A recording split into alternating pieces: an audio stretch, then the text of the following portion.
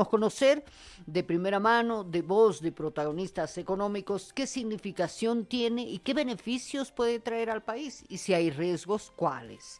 Por eso me complazco en dar la bienvenida al programa a un amigo del programa, a Gary Rodríguez, quien viene a ser no solamente el vocero del ente productivo, sino gerente general del Instituto Boliviano de Comercio Exterior, el IPSE. Muy buenos días, bienvenido al programa, Gary.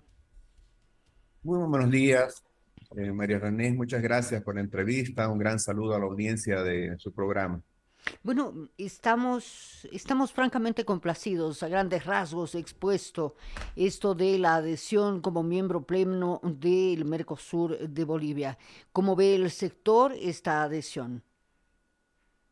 Eh, yo diría, queriendo ser equilibrado en el análisis, María René, que con cierta preocupación y fundamentada además, es evidente que lo que ha pasado ayer ha sido un acto político, así como en el año 1996, también Gonzalo Sánchez Lozada, desoyendo todas las advertencias, los consejos, las preocupaciones que dio el empresariado boliviano en su conjunto, llevó a Bolivia a ser un estado asociado del Mercosur para crear una zona de libre comercio, un espacio de libre intercambio en el ámbito de bienes tangibles que se empezó a ejecutar desde el año 97 y que se perfeccionó a partir del 2014.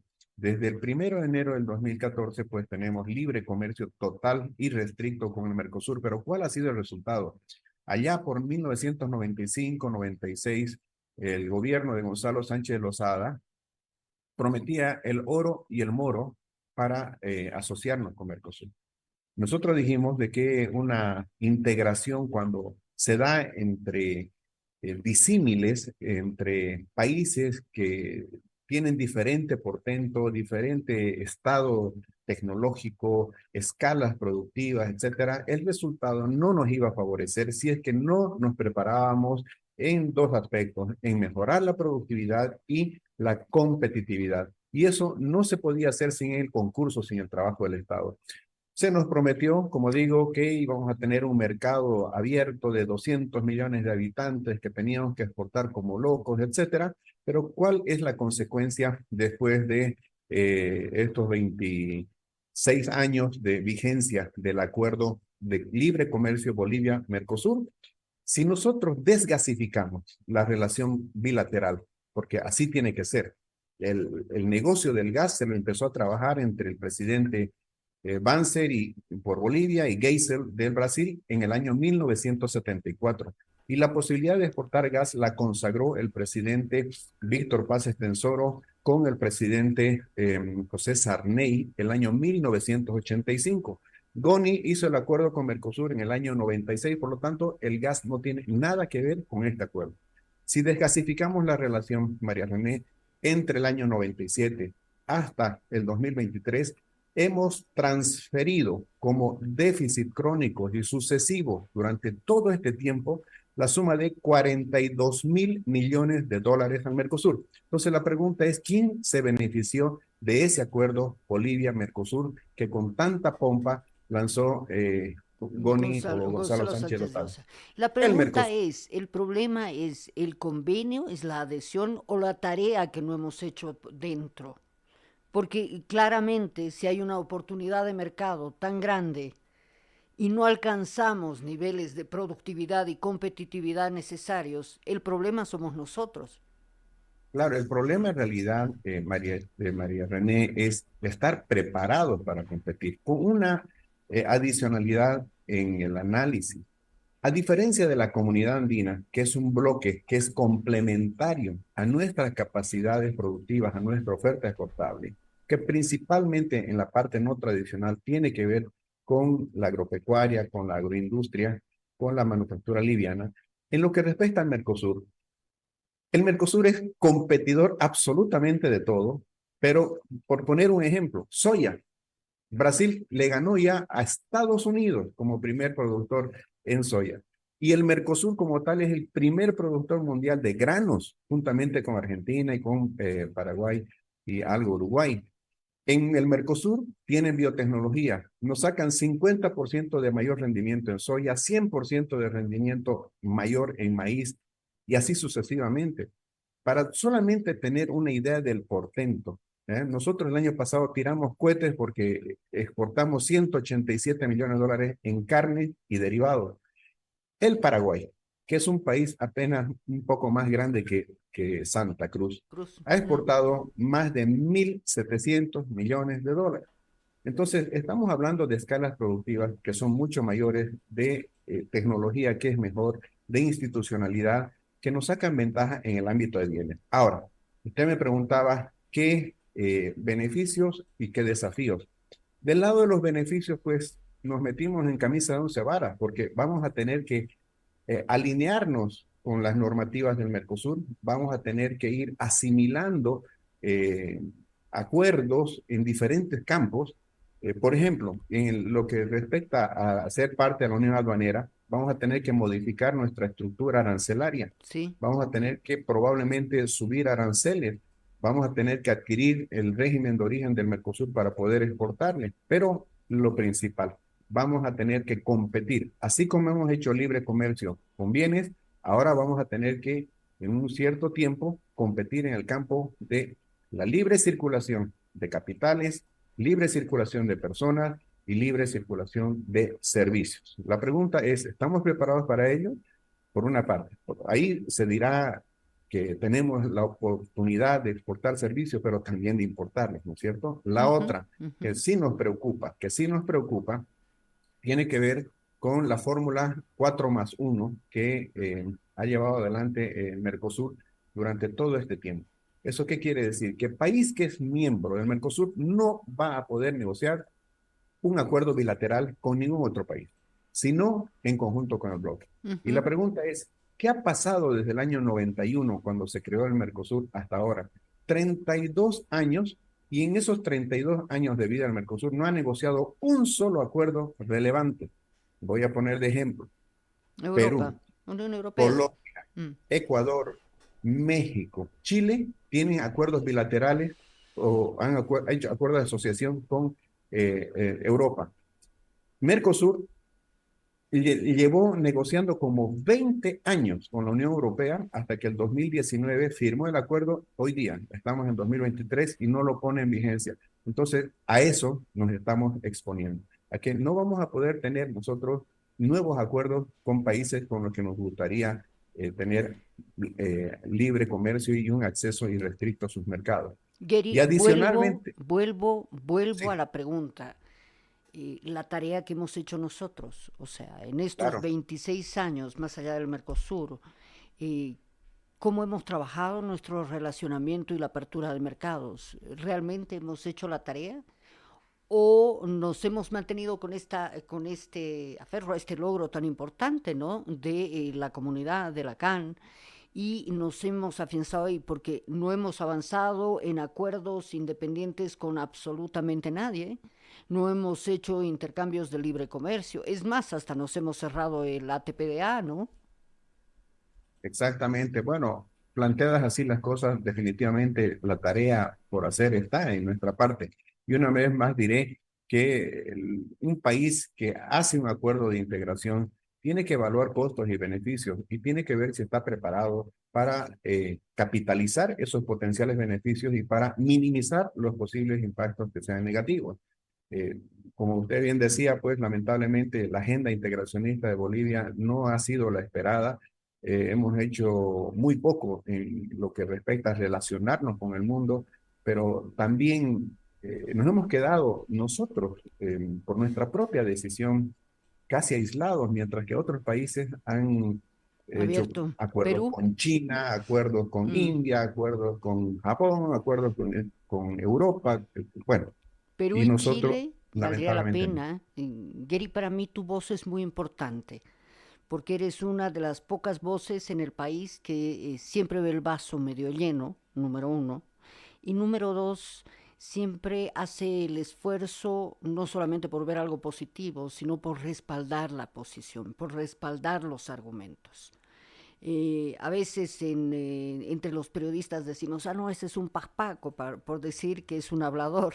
O decimos, no, no, no, esa es una persona seria. En nuestra redacción, aquí en la radio, tú eres una persona seria, pero además un referente serio, pero además alguien que ve las cosas propositivamente. Por eso acudimos constantemente a ti. Hablemos de cómo podemos en este nuevo escenario, en este contexto en el que, por ejemplo, tienes a un Chile y a un Perú que han abierto fronteras, que han hecho acuerdos y que eso los ha ayudado económicamente, versus nosotros que nos hemos encerrado. ¿Qué se necesitaría para que en el caso del sector agropecuario, para que en el caso del sector exportador podamos desafiarnos y podamos aspirar a crecer y podamos enfrentar este nuevo escenario? Vamos con normas. ¿Las normas están bien? ¿Necesitan ajustes? Si sí, ¿cuáles? Gracias en primer lugar por los conceptos y epítetos. Eh, María René realmente me compromete a seguir trabajando por el país. Quiero decir que nosotros como institución y mi persona en particular queremos lo mejor para los bolivianos. Como institución somos promotores del libre comercio, pero no a tontas y ciegas, sino en un trabajo público-privado que nos capacite para aprovechar y obtener buenos resultados de lo que negociemos. ¿Ya? Eso es mi primera respuesta, pero así, frontal, tiene que ver con que el sector público y el sector privado estemos pensando igual. En lo que respecta al Mercosur, tenemos 4 años a partir del De ahora. momento en que se instrumentalice el ingreso de Bolivia al Mercosur. Tenemos 4 años para que conjuntamente sector público y sector privado trabajemos, por ejemplo, cómo minimizar el impacto negativo que pueda tener ser parte de esa unión aduanera o asimilar el régimen del Mercosur en lo que respecta a origen, o cómo vamos a manejar el tema de las relaciones internacionales. Y ahí esperamos hacer un buen trabajo con la Cancillería, por lo menos ese es el convenio que en lo institucional y en lo personal tenemos con el viceministro de Comercio Exterior e Integración, Benjamín Blanco. ¿Ok? Pero eso no es solamente en lo relacional, también tenemos que trabajar por la productividad, por la Mm, competitividad, por la mm. seguridad jurídica, la promoción externa, combatir la informalidad del contrabando, que aunque parezca una locura, tiene que ver con el sector exportador también. ¿Por qué? Porque en cualquier país, María René, el mercado interno es el colchón sobre el cual se hace crecer, se fundamenta una base empresarial que primero surte el mercado interno y luego genera excedentes para la exportación. Pero si en el mercado interno no lo va a poder hacer, si la informalidad se campea, el contrabando, si no hay una buena relación con el sector público para facilitar las cosas, entonces muy difícilmente vamos a poder ser ganadores en el exterior. A diferencia de otros países que independientemente de la ideología, esto también quiero subrayarlo, Claro, claro que sí. independientemente de la ideología, hay un trabajo en horizontal entre los administradores del Estado y Y los los tomadores actores. de las políticas públicas, que son los empresarios, que son los emprendedores y que es la sociedad civil. Entonces, yo creo que tenemos un desafío de tal magnitud Mm. de aquí en adelante que este puede ser un resorte para que Bolivia se modernice, para que Bolivia avance en construcción y en la mejora de su infraestructura, para que la justicia en el país funcione, porque ahora sí que Mejore. nos pusimos a los ojos no solamente del Mercosur, sino del mundo, ¿no? Porque claramente si vamos a pasar a ser un Estado miembro del Mercosur, tenemos que regirnos con esas regla. Voy a poner dos ejemplos de lo que estoy diciendo. En el año 2012 hubo una ruptura democrática en Paraguay. Paraguay fue suspendido hasta que solucione ese problema que hubo con la presidencia del señor Lugo. Venezuela está suspendida hace 7 años por su situación política. Entonces, con Mercosur van las cosas en serio. No solamente se trata de comercio, no solamente se trata de economía, también se trata de el respeto a los derechos humanos, el respeto de los regímenes democráticos. En eso son muy celosos los del Mercosur. Entonces, por eso yo No digo, hay vaya a mucho ser que este trabajo para hacer de sea, aquí en adelante. no vaya a ser que este sea un boomerang en determinado Exactamente. momento. Dentro de esta Así es. lógica, ¿qué pasa con el sector productivo? se requiere también, y aquí me gustaría que nos tomemos algún tiempo, buscar la sostenibilidad del sector productivo. Dentro de esto, dada la realidad boliviana, el tema de los hidrocarburos es determinante. Falta diésel, no falta diésel, hay gasolina, no hay gasolina, cuánto vale la gasolina, etcétera, etcétera. En algún momento se tenía el referente de que se buscaba un sinceramiento y el sector productivo decía, ok, sinceremos las cifras. ¿Es esta una posición oficial? ¿Es una reflexión que hace el sector? Me gustaría la aclaración. Bueno, la Cámara Agropecuaria del Oriente acaba de sacar hace un par de días un comunicado, lo puedo hacer llegar, donde condiciona el sinceramiento en el sector de combustibles, particularmente en lo que hace al diésel, a aspectos como que se eliminen los cupos para las exportaciones de alimentos, a que se permita el pleno uso de la biotecnología, a que no hayan más avasallamientos, que haya seguridad jurídica, que haya una agenda público-privada, porque evidentemente si es que el precio, por ejemplo, del diésel subiera, pues eso va a tener un impacto en términos de costos para el sector agroproductivo. Lo mismo puede pasar con el sector industrial. Entonces, la forma de compensar esto tendría que ver con darle las herramientas al sector agroproductivo para que baje los costos de producción, para que aumente el rendimiento y con eso tenga una mejor performance. Ahora, me gusta que se toque el tema porque al final del día, cuando vamos escarbando el problema en lo que respecta a hidrocarburos, por ejemplo, siempre me gusta recordar, perdón, lo que escuché del actual ministro de hidrocarburos, el licenciado Franklin, eh, ay, me olvidé el apellido, bueno, Molina. Él dijo hace unos años atrás que había que revisar la ley de hidrocarburos. ¿Ah? No se lo ha hecho. Mm. Nosotros hemos dicho que había que revisar también la ley de inversiones. Había que dar mayor previsibilidad a los inversionistas, a las empresas que tienen el capital, que tienen la tecnología para hacer exploración y explotación. ¿Ah? Nosotros somos un país fuertemente dependiente del abastecimiento tanto de gasolina como de diésel. Esa es una verdad que es incontrastable y que va a durar todavía por muchos, muchos años más. Yo me animo a decir por lo menos 10 años más. Entonces, en función de eso había que tomar determinaciones.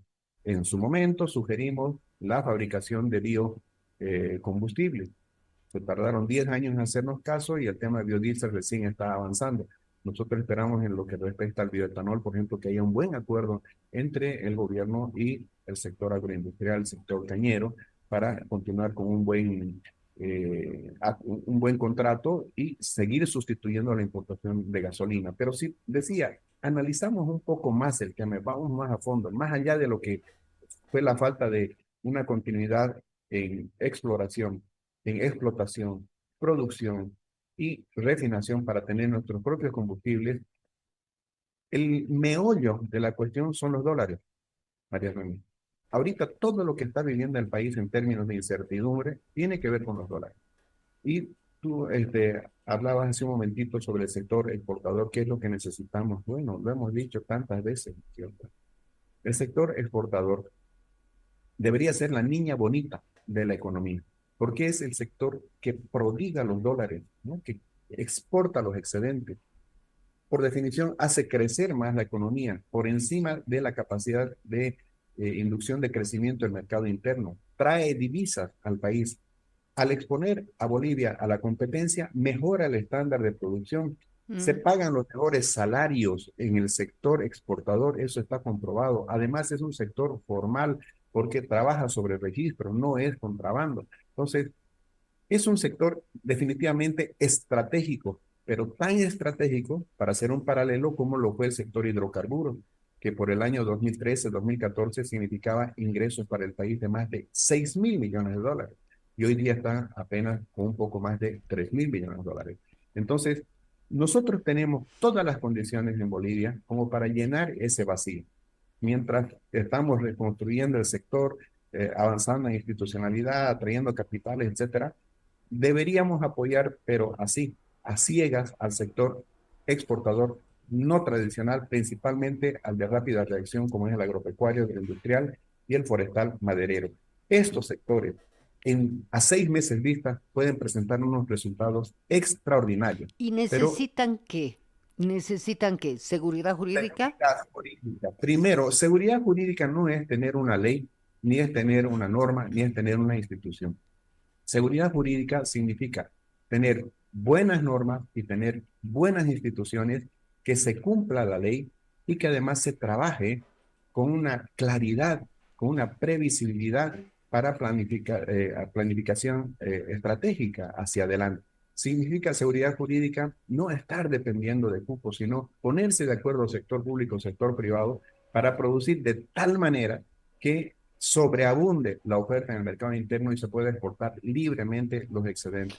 El Seguridad componente, jurídica, perdón, el sí. componente medioambiental en esta historia. Venimos de estas quemas descomunales, venimos del sufrimiento de no saber qué va a pasar, cuánto más se van a quemar, y de estas advertencias que va dando la naturaleza de falta de agua, de posibilidad de sequías, de agravamiento de los fenómenos ambientales. ¿Cómo se encuentra esa fórmula precisa que permita la seguridad ecológica, vamos a hablar de la seguridad ecológica, con la seguridad alimentaria para el pueblo boliviano primero y la posibilidad de crecimiento del sector con una visión exportadora? Pues la mayor preocupación que nosotros como institución particularmente, y entiendo que el sector agroproductivo tenemos, es exactamente lo que se acaba de decir, la sostenibilidad, y trabajamos para ello. De hecho, en nuestra eh, institución tenemos un eslogan que dice que nosotros apoyamos cualquier iniciativa que sea económicamente viable, ambientalmente sostenible y socialmente responsable. Económicamente viable porque es lógico, tiene que haber un incentivo para mejorar la calidad de vida de las personas, sus ingresos.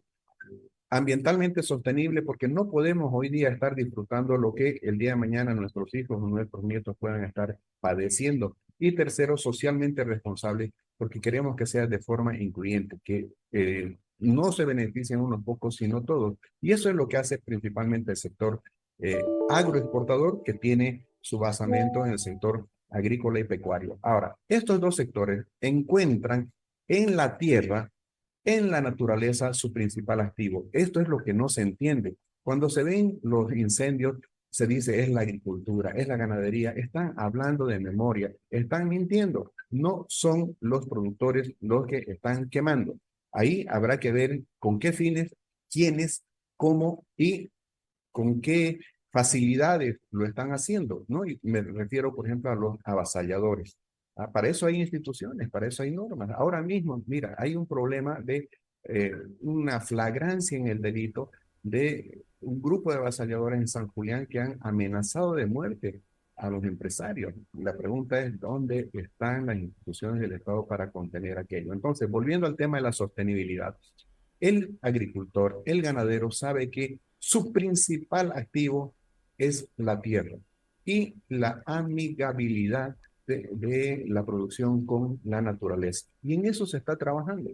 Yo no entiendo, por ejemplo, cómo puede haber gente que se dice que es conocedora del tema, que hable de monocultivo Claro, en es una Santa locura. Cruz, que habla que la agricultura es una actividad extractiva y se dicen conocedores del tema.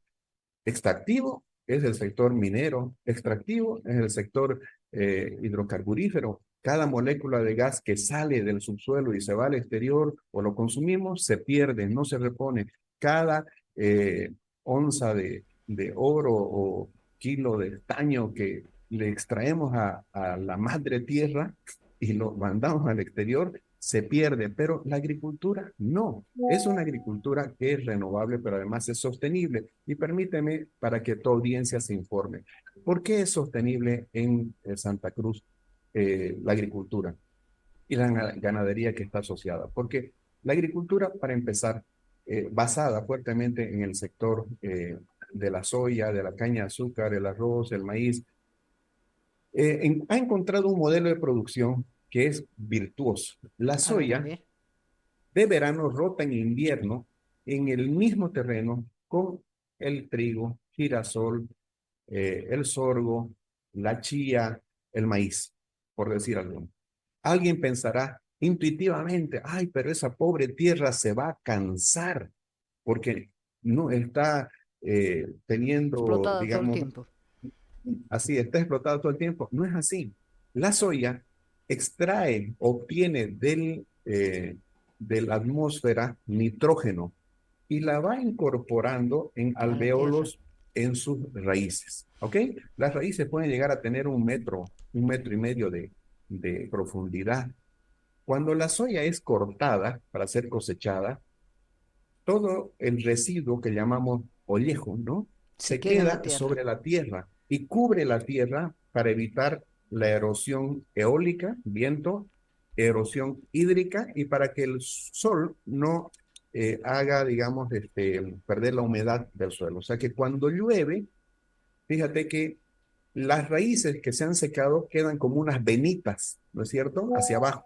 Por ahí entra el agua, por lo tanto la tierra no se compacta. Pero además están los alveolos de nitrógeno que ha quedado como un abono natural.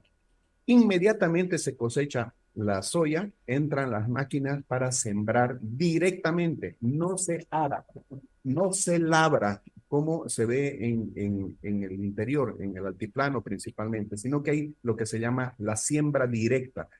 Y esa siembra directa de estos otros cultivos, como el maíz, por ejemplo, ¿Mm? tienen un gran follaje. Y Entonces, eso vuelve a nutrir, porque ah, ese es la virtud. básicamente el cómo en la Amazonía tenemos un territorio tan ácido, una tierra tan ácida, que se nutre con el follaje y No, con el entonces, bendito polvo de hadas que viene desde el África. Pero necesitamos más tiempo para hablar, Gary. Necesitamos más tiempo para hablar. Propuesta. De aquí un par de semanas hablemos de un tema tan sensible como los transgénicos, hablemos de un tema tan sensible como la tierra, esto que estás contando de la rotación de cultivos y los monocultivos, que son temas centrales porque se acusa al sector de degradar la tierra, número uno. Dos, de estar extrayendo todo lo que se puede de un terreno, dejarlo, desertificarlo y ampliar la frontera agrícola. Veamos si esto es verdad, no, qué pasa. Está Gary Rodríguez con nosotros con este compromiso de seguir hablando del tema. Te mando un abrazo grande, tengo que irme a pausa, pero Gary, lindo siempre hablar con vos. muchísimas gracias. Un abrazo. Hasta la próxima. Bendiciones.